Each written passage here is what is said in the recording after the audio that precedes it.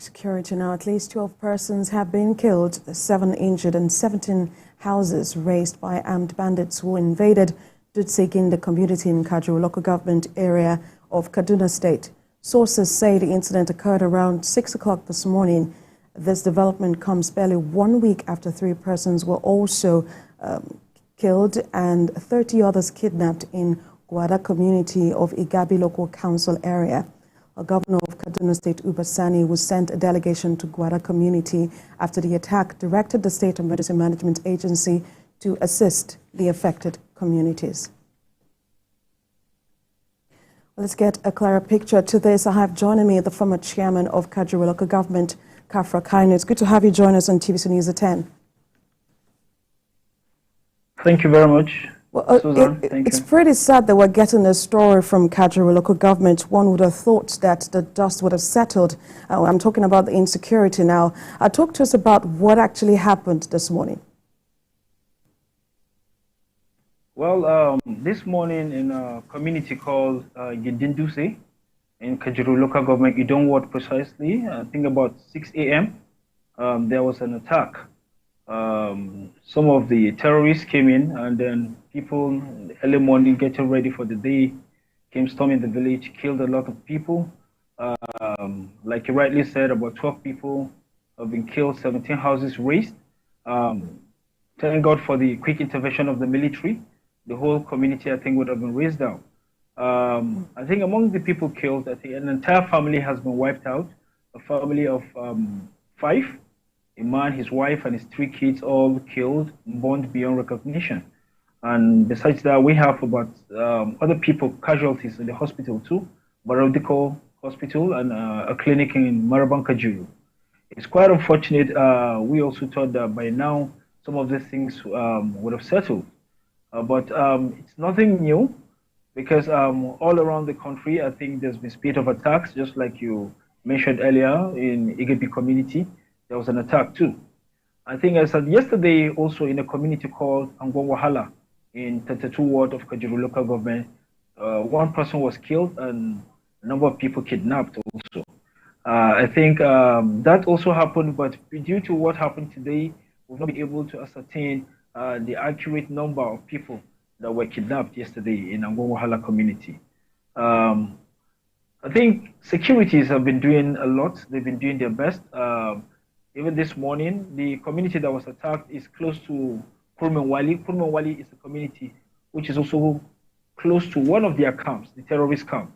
So right now, at this moment, we can establish why the community was attacked because we know they used to have a camp close there while I was chairman in the local government. But then the security at the forward operating base along Kachia Road were quick to intervene in the matter. And that brought about I think a limited number of casualties, if not would have been recorded a higher figure of casualties today. Pretty sad development. But talk to us, just hours after the bandits attacked at this village, we read a statement from the governor, that's Governor Uba Sani. He was saying that the only way we can put an end to insecurity is implement state policing. Where do you stand on this, and how effective has the local vigilantes been helping to safeguard these communities? Well, during my tenure as the chairman of the local government, I think how we've been able to curb this to its minimum, barest minimum, I think was trying to see that I think the then governor of Kaduna State, Malam Nasir El-Rufai, gave us the go-ahead to establish our own local vigilante before the CADVIS was fully inaugurated. So we did that, and that really helped us. I think most of these insecurities, I think it needs a very local solution. Very local solution. I think it's time we stop deploying methods or models from international community down to our communities to help us curb this. We need to fashion out our own kind of style, what we think involve the people in the communities because they see these things, they know firsthand how these things happen, so they should be able to give us accurate intelligence and information where we can work on this. On state policing, it's a very good idea. It's a very, very perfect idea. But then I think there are some little adjustment that needs to be done. For me, as someone who has experienced this and a security analyst, I think for us, I think the local vigilantes need to be empowered instead of a normal, conventional state police. I think the local vigilantes should be co-opted and empowered. If there must be a bill to allow them carry arms, I'm not saying necessarily AK-47, but there are light arms that they can carry, because there are communities that usually repel these terrorists, even without anything, with bow and arrows. There are communities that stand and repel them.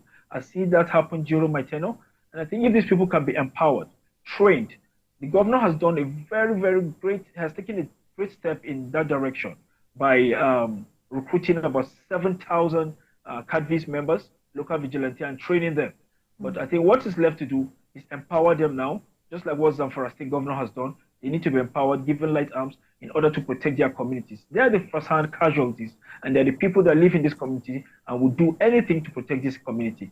State policing, fine, but then a little adjustment needs to be done, I think, so that it could solve the problem at hand, not just state policing and talking about, but we should be more focused on banditry and terrorism. That's what I think. So it could be a unit, a counter-terrorism unit, specialized on that, people taking trained, and then also involve people in those localities. When you just recruit people because you want to have members of state police and pay them salaries, they may not be really interested in securing these villages. I've seen instances whereby security personnel refuse to go deep into the forest. When I was chairman, I think there are times I wear vests and then follow them on some of these trips. Yeah. And it gets to a point they just want to pull out. But when you bring people that are in these communities, they will do anything to protect their community, because it's the only home they have, and that is the only place. Yes, yeah. So I think more of those people in those communities, localities, should be involved. Indeed, we'll look forward to the days when these local vigilantes will be equipped to fight insecurity in our local communities. Former chairman of Kajuru Local Government Area, Kafra Kaido, thank you so much for speaking to us on TVC News. Former chairman. Thank you very much. Chairman, of course. My pleasure. You. We are watching TVC News at 10.